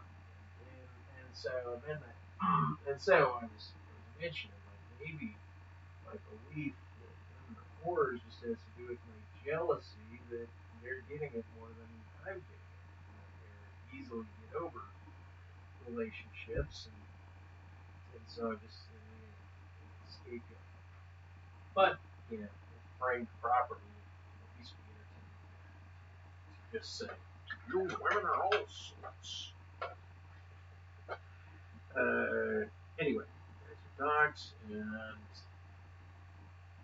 want to say anyway, and here I am tonight trying to turn this dumpster fire of a painting into something semi-legit, but I actually wanted a more of a spiritual content to the painting, but it's turned just into a porno, which is maybe it's best that it's a porno, because I don't know, meaning it's already got too many sexual elements in it to be otherwise. But anyway, so Robert Williams, I called him years ago. I was trying to submit something into Juxtapose magazine, and I had read an article about it, Big Daddy Ed Roth, and who was friends with him, and I had known some hot rod people here that kind of that knew of Big Daddy Ed Roth and Ratfink and the sort. So anyway, I had got a hold of Robert Williams and mentioned some interpretation of his relationship with Ed Roth.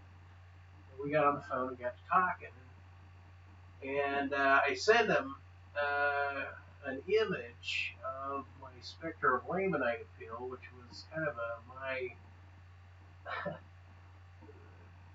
I guess poorly executed attempt at copying a Todd Schor painting, like a style swiper painting. And anyway, Robert Williams recommended that I drop out of illustration or anything, almost like you don't have it, kid. Like drop out. You'll waste your life. And but then there's kind of this. I don't want to call it a Jewish game, but something I learned back east that may have been a Jewish game, which had something more to do with, you tell somebody, like that they can't do something, in order to see whether or not they're convinced that they can. And so I, for my own well-being and such, told myself that I could. And I stayed in art, and as you can see, I still do something akin to art. What do you guys think? It's the crazy mojo thing, but I got and my little hippie snowflakes on these pants, and chicken food looking good and sharp, snazzy and wazzle and dazzle and creative and all that jazz. Where's my big woman tonight? I've had a beer in weeks. And I would like another beer, please. Give me another beer. Oh, he's back. Holy shit. And my phone's sitting in wet water. My phone was in wet water. For how long? Well, as long as water is wet. Yeah. No, just since we hung out. since we got disconnected, I don't know if you hung up or not. I went hung up, and I was like in the middle of the strip, so I started picking up the dialogue, for the audience. Didn't want to leave them hanging. Are you still recording? I still am recording. My phone, I have it plugged in on the charger, but it's not charging. I got a faulty charger cable. Oh, so your phone might just be dying on the vine. Well, it's on 1%. Well, is it charging now? Did you get it charging? Well, I'm charging it now. It's just I have to hold the wire at a certain, I have to pull the wire back. See, that's the same thing on my computer. The actual way in which the wire coming out of the power cable has to lay in a certain direction, otherwise it will not charge. Disconnect the current. I bought this cable at a gas station like tonight, and it doesn't even work. Those fucking rip-off artists at the gas station, I bet you paid good money for that, probably $3 to $5. Only $10. Oh. Well, don't let me tell you how much you spent. Wait, let me tell you how much you spent. Waka, waka, waka. Well, I'm sorry to hear that, because now that means that you have to hold your cable and you can't paint, which is good because I'm painting, and if you started painting, then I would automatically stop painting. You're so smart. See how I am that way? At least I'm part smart. And the funny thing about trying to ruin my own IQ, right? You try to too stupid to be smart. Yourself down. Well, you're too unclever to be smart. Too stupid to be smart.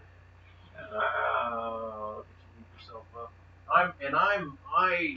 I believe myself smart, but looking at my life, I'm a complete moron. I'm a rambling, imbecilic, associating things in my mind more than other people associate them. Numbskull without kids, numb nuts. And it's the plight I gotta carry, right? And there's argument. Orwell, I think he was insinuating that I was caught in Sophia under the water. I had not risen out of the chaos, or something like I was interpreting what he was saying was directed towards me, and then he mentioned being my brothers as Jedis, and then another Jedi post, and then I did some video about Jedi in the West Desert here, and then he said something on his last video like, oh yeah, I gotta make a school for Jedis. And I thought, oh, of course I'm influencing that old fella. At the same time, I'm more of like the, what do you call it, the cautionary tale, warning. But then again, people do have different breeding habits, and not just breeding habits, but more of a scientific kind of thing. Talk about like strategy, breeding strategies. And I think a lot of guys use the get them pregnant, hang out with them until 3 or 4 years, and then walk away from the wife, walk away from the baby mama. And I think maybe the goat wants to. I don't want to talk. All right, we won't talk. Recording. Okay, that's fair. In any case, because did you link her to my YouTube channel? If you did, I just have to kill you. Metaphorically, call her up and have you killed. It's like I killed myself for the documentary guy. I had to kill myself. Yeah, that's right. Good times, orchestrating one's own death. I don't actually know if that's a crime. I mean, in some circumstances it'd be a crime, but I think just, somebody that I don't really think it's a crime. What do you think? Faking your own death. Yeah, or, faking somebody else's death. Like, is it illegal to put out a rumor that Larry King died? And everyone knows Larry King didn't die, and they're faking it. So he's alive. He's a Weekend at Bernie's guy. He is dead. Larry King just died recently. In any case, yeah, I don't like if Larry King then came back alive and everyone said, "Oh, you faked your own death." As long as you didn't receive any benefits for being dead, I don't see how it'd be illegal. Like, who's the injured party? The first words that I typed in, is it illegal? And then the responses, like the suggestions were to watch pornography, to collect rainwater, to hit girls, to record someone, to threaten. Yeah.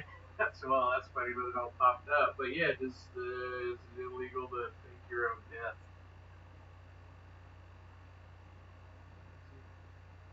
There might be some fraud charge or something, but like I said, I think it'd be contextual. It's faking your own death.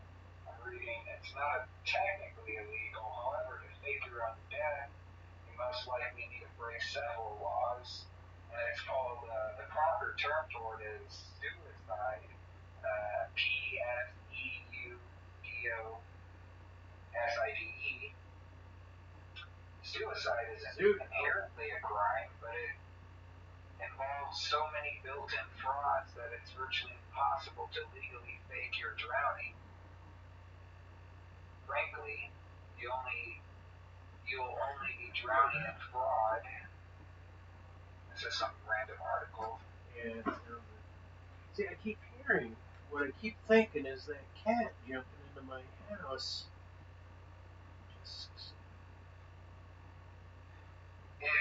Technically, it's not illegal. Well, see, and that's probably why I never got arrested for it. There's probably the consequences of joining the afterlife can come back and haunt you. Well, that's how I taught this fella Jack, because he's an atheist and he denied the afterlife. And I'm like, what? You denied the afterlife? You don't think that there's a way that you can know the afterlife? And he's like, no, of course not. And so I made him dead on social media, and then everybody freaked out that he was dead. And then, but it was so absurd that still people bought it because his means of dying was so absurd. Like, oh, he fell over and landed his face in some banana pudding or something like that, drowned in a teaspoon of banana pudding. And anyway, and then after he explained to everybody that was it, and I got doled out some fuck you, how dare you do that to me emotionally, you had me upset, and from his friends. Then then when I got him back into the chat room, like, so hey Jack, how's the afterlife? How do you feel about the afterlife now? And so it was a poignant lesson to him to let him know that he wasn't dealing with just any ordinary Joe. I felt like I was being very clever with that and proving a philosophical point at the same time that he was, even as an atheist, able now to identify with the afterlife in some one capacity. I was fucking proud to fucking do it because it was fucking fun. And Jack is a heady fella. He thinks he's got all of his bases covered, but you get two super geniuses together and they get along and they butt heads. And again, I'm real self-congratulatory. I think what it is that my mom told me I was smart a lot growing up. So even if my IQ is 70, I think I'm a fucking genius, like Dexter and the young Sheldon all rolled into one adult Superman that is purposely dumbed down my intellect for the sake of the audience. And and then here's the problem is being able to be aware enough of the little gaps of what you believe other people would need to know. When you're describing your line of reasoning, you want to make certain that what it is you're saying is coherent and understood. And so in my mind, the vocabulary that I choose to use, I think, is what is actually tripping up most of the people. But some people with a large vocabulary are still aware of, I guess, more of a very basic idea of what others think is missing in context, in content. And so they deliver it in their descriptions where, in some weird way, I'm too presumptuous that the audience is, in fact, able to pick up what I'm laying down. And that was my big philosophical pushback also was, look, just because you can't pick up what I'm laying down doesn't mean that this other person in the room who is picking it up is not able to pick it up, because they are picking it up. And and then so one person's accusation that I'm speaking word salad is complete. It's thrown off balance by the argument of anyone else that's able to follow along with what you're saying, especially if they're able to reiterate what it is your argument is. Anyway, so somewhere along the line, we're becoming insane. Purposely falling apart. I guess when I was shaving my head and feeling like I would collapse my identity, and I was remembering like reality and timestamp frames and like a series of cards. Like that's when the idea of a paper tiger, hidden dragon, right? The phrase a paper tiger meant that at any given point, your life is only two-dimensional. Your environment is only really two-dimensional. Meaning, if you just look out your eyes, you don't think about like the volume of your lungs expanding, right? If somehow you preference only your vision at any given time, it is every time you blink, if your head is not moving, you have a still frame of data. And so if every second, let's say, not millisecond, but every second was a card, then all you are is a two-dimensional series of cards, or a paper tiger. So when you see reality as a paper tiger, then that is one form of advancing in martial arts. And then it is the entrance, I think. People go, you're just talking shit. But no, I seriously think that the idea of entering the dragon is not only being aware of the reality as a paper tiger, right? It's that now you have to face all of the other implications of the world as a flat unit. And I think some of this was the precursor to believing in the flat Earth also. Like you also have to have a sense that your world is also merely two-dimensional. And physics bears this out, meaning that all upper dimensions can be reduced. No, I don't want to say all upper dimensions. All 3D and above dimensions can be reduced to two-dimensional information. And so it bears out in physics, but as far as a metaphysic and one's like phenomenological, ecstatic, spiritual states, it seems like the idea of trying to denote what a hidden dragon is, where kind of like your frustration. I won't bring up any names, but any emotional frustration you had in terms of, let's say, the emotion of jealousy, you could bring out a dragon. You could throw yourself all over the road, kick your own ass, and take it out on somebody else, and totally lose your sense of rationality, and just totally become completely depraved of rationality, and just let your emotion express itself on the world. Just take it out at the gas station attendant. Go kick the cat, that type of shit. And So I think that the dragon inside is like akin to the beast inside. But I think the hidden dragon also means that you become aware eventually that your mind is not actually, quote unquote, controlled by you, that the notion of your own agency is limited in itself, in that one could grant over a sense of possession or a sense of doing, like I'm not painting this painting, my hand's painting the painting. And I thought that before. Instead of thinking with Whitehead, say, just let my hand do the painting. I'll just talk to you and the hand can start doing its thing. And then that reminds me of the Addams Family where they got the hand walking around. That's one of the damn characters, right? It's like, okay, that's where that makes sense. And even the Von Dutch eyeball in the center of the palm, which is also close to Robert Williams and Crumb and Big Daddy Ed Roth. You got Von Dutch, you did the eyeball in the palm of the hand, and that to me is like, it's almost like the artist's hand or the skateboarder just knowing where to grab. It's like body memory. But with a painter, it's almost overly magical or interesting in a different sort of state, because the attention of the artist to their creation, even if it is just a reproduction, a landscape, if you will, just allowing your hands to do the artwork and removing yourself from it. And that's why Jehovah's Witnesses don't sign their artwork, is because, like, hey, it was God that did the artwork.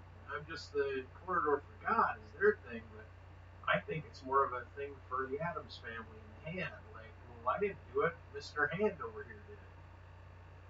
No, I don't think. I think you should maybe sign your paintings, my right hand.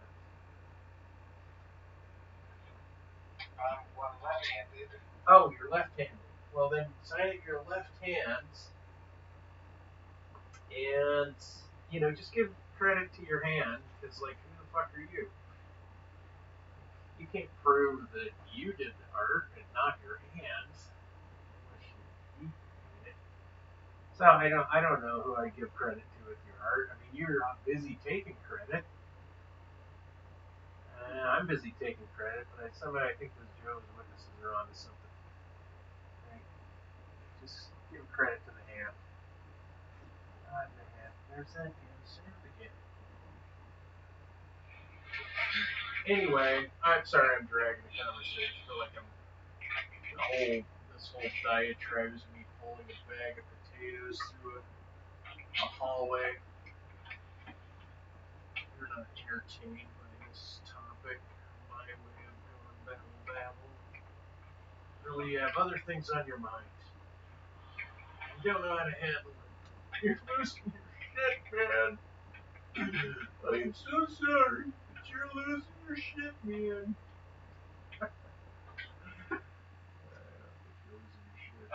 Don't tell me that.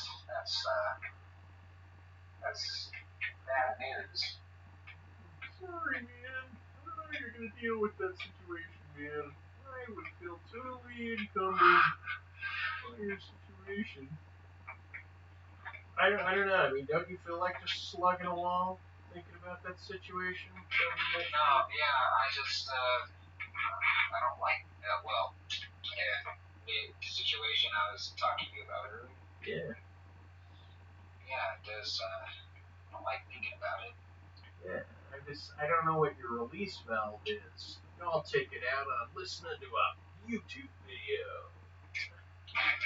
I'll go grudge masturbate myself. I'll go punch a dog. I'll go punch a woman in the snods. Oh boy. I was watching this one woman had an app that turned her face into a horse face, and so that's what I was thinking of, like Blazing Saddles. Mongo goes and punches the horse, and then I was thinking of that, and then I was thinking of that woman making her face into a horse face, recommending that you can punch some woman in the face. So crazy. I think when I was a kid, because my parents bought me this like blow up clown dolls to punch. And not only, and that has nothing to do with clowns, but I think it just got me in the mode of like trying to. Like, who gives their kid, like cave people didn't make? I don't think they didn't make punching bags for their kids. You go work out on a punching bag. Go punch a tree, maybe something. But in the modern day, we got to blow up clowns to punch. I don't know. Did your parents give you any punch clowns? Punch any clowns? Any blow up plastic things when you were a kid? I did receive, I played with those inflatable, those Hulk, oversized Hulk knuckles that you would put on. Or like the big inflatable hand mitts? Yeah, something like that. But it was a closed fist of the Hulk. Huh. Interesting. What do we do? Well, what are you not working on now? Just trying to figure out this cable still draining my battery, and I've been switching back and forth. Well, I think this video is going to have to go under conversations I've had. When I played some of that tune. See, overarchingly, yeah, I thought, I'm carefully dropping the N-bomb in there, allowing it, but I also have some deniability in that not everybody that is sampled is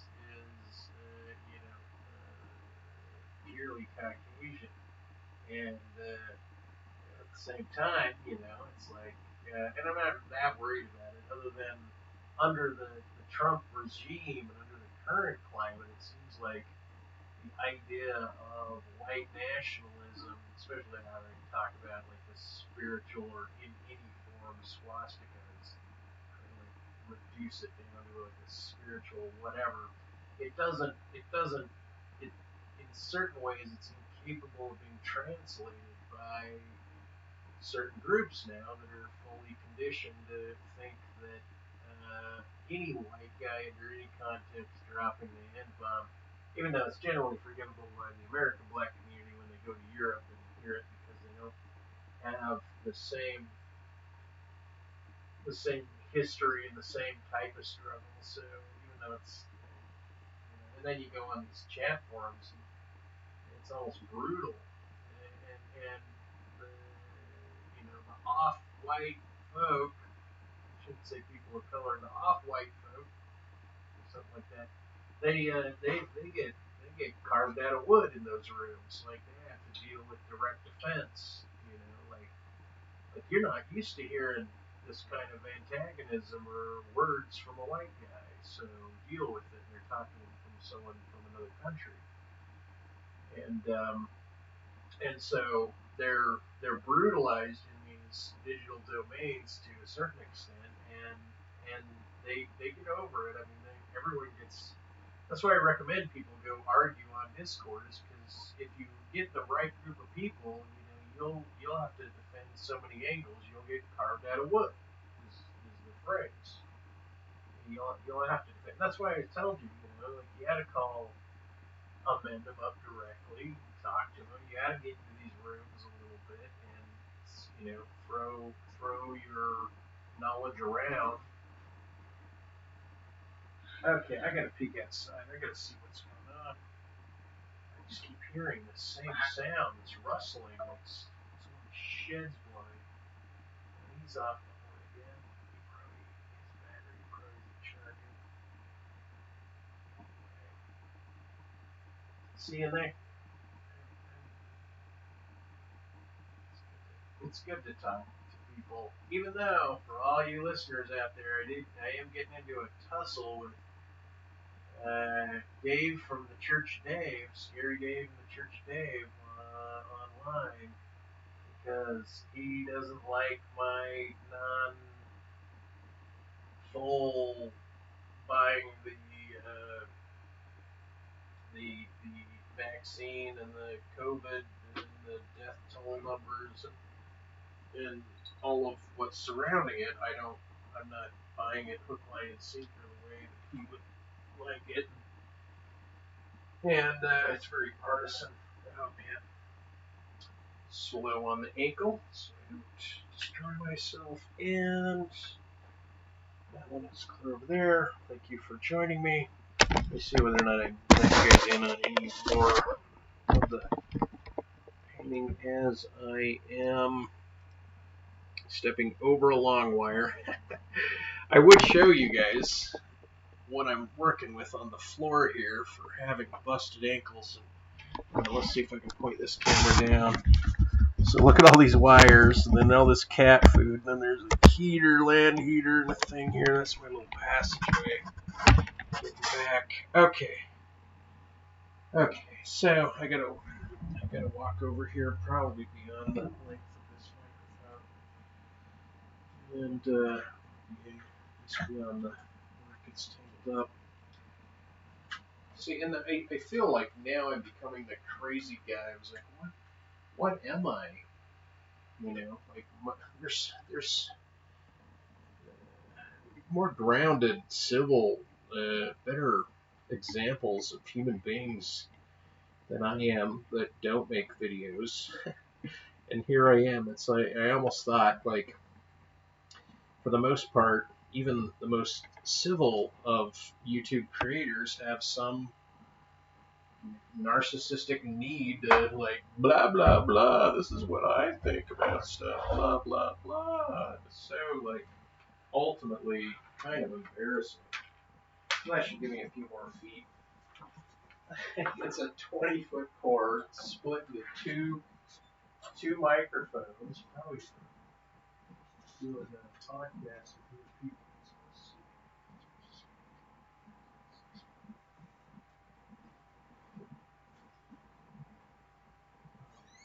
I think there's a tree running against some metal out there. So just the wind's picking up, so it's making it sound like a tin shed blowing down the road every now and again, to me at least. Okay, well, look, guys, this painting isn't gonna quickly get so extra much better now than it was before, and shit, it's probably an hour. And, you know, well, thanks for spending it with me. Like, I guess that's the cool thing to do is, like, thank people. Thank you for showing up, or say, like, I love you all.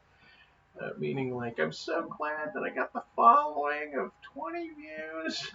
The 20 people, I do love you all. Without you, I would have 0 views. But I don't even know why that's so funny. Because this one lady I've been hanging out with, and I've been hanging out with her for a few years off and on, strictly platonic, but some weird tension. And anyway, she finally has come out of her shell, and she likes to say stuff and then start laughing. Like, well, there was this one guy, and he was really good about, you know, and then she'll, like, start laughing, and then she'll go, well, you know, he did work in the porn industry, and so, you know, he was really, you know, and then she'll laugh, and so every now and again, I catch myself in that. And my family used to, and every now and again does pick up this kind of politely chuckle, like a courtesy laugh, at what they're thinking, and just kind of like the lighthearted nature of how one can laugh at, you know, like how you can practically laugh at anything. You just get your head in the moment, but it's not like an unexpected laugh. It's like a chaotic moment of, like, trying to manufacture glee out of a highlight on a pen. Pen. That being said, I'm gonna go get stupider. Could have dumbed myself down just a tad more, and then fuck it. I don't know. I'll post this, I think, because, you know, it was a fair conversation for what it's worth. We talk, you know, a few times a week, and Yeah, I talk to a few people a few times a week, and I don't mind talking more. I don't mind arguing or debating more, and hopefully I have more videos where I am in heated debate, trying to convolute and point to where people's nuggety nugget of non-disambiguated states, ambiguous states, point out their ambiguous states, and watch them try to muscle through and finally fall down agnostic on that, and then where they're not agnostic, where they're slightly in one domain, like try to clamp down and categorize and solidify that.